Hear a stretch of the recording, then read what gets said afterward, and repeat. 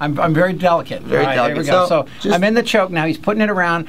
All right, now. Now, before I do that, then I would just restrain everything here, you know, from all angles, here and here, you know. I think I just had an apparition. I could actually start to feel, or was I mentally just imagining that? Oh, no, you felt a little pressure, and the pressure comes from all angles. You know, I use my chest and my head to push forward, and I'm using my arms to squeeze from the east and the west, and as well as pulling towards myself. So it's coming from all directions. And if I can wrap my legs around you and put my hips in it too and extend your whole body, it could really put you out. That sounds so sexual. It's so funny. You know, the crazy part about Ain't nothing sexual about that.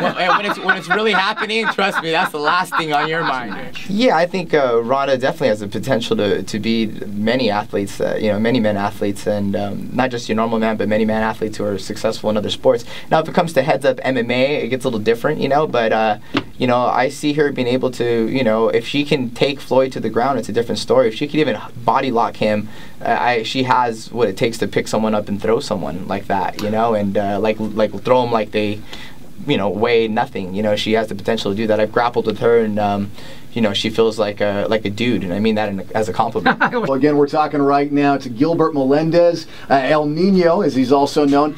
Tell me, man, you've got a gym now here in San Francisco. I believe it's over on 3rd Street? Yeah, just 3rd and just up above Susan Chavez, 3rd and 25th, and a great facility, elninomma.com. We have a 7,000 square facility. You know, we got kids jiu-jitsu, we got kickboxing, Muay Thai, boxing, wrestling, jiu-jitsu, all walks of life in there. So if you guys want to come check it out. But the people who go and do the combat training, they fall in love. Yeah, definitely. I just think it's so humbling, the sport. You know, you're defeated. Like, you know, it's my gym, and at times I'm a little defeated, and, you know, you kind of, it's almost like an outlet to release all that energy. It could be negative or just any energy you got, and afterwards you're just tired, and it's like camaraderie there, and you know, you shake hands. It's like fighting without like bad intentions, you know. And I think sometimes that's good for the soul, and people need that more, just to kind of let it out, either on the bag, the pads, you know, sparring, doing jiu-jitsu. It really is. And, you know, I see people come in there sometimes a little bit of, you know, a little grumpy, but afterwards it's like a relief and a release for them as well. And so yeah, I love seeing it. It's more than just the martial art itself. It's you know, it's the body, the spiritual thing as well. You know, at times we're debatably #1 and 2 in the world, and everyone want to see this fight. You know, and you know, now our paths have finally come like 5 or 6 years later, and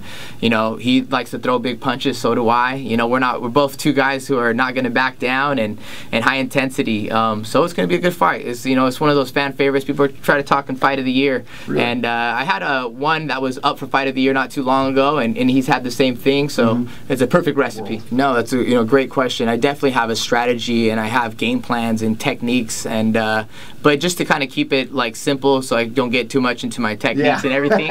You know, I feel like I am the more intelligent fighter. You know, and we both have a lot of heart, and we're both lions out there. But I think I'm going to make the smarter decisions, and I think you know, and I think at the end that makes a difference in some of these fights, and you know, you will see those smarter decisions or those tactics and things that'll stick out that I think will be working for me, and you know, and I think that's going to make the difference in this fight. I'm curious, how does your training change now at this age compared to how it was when you were younger, when you were in college? You know, you do train smarter, and you do learn from it, and at the beginning of your career, a lot of it is just experience. So you spar all the time. You just get in there and do it all the time. And, you know, nothing beats experience, you know, just jumping in with the best people out there, you know.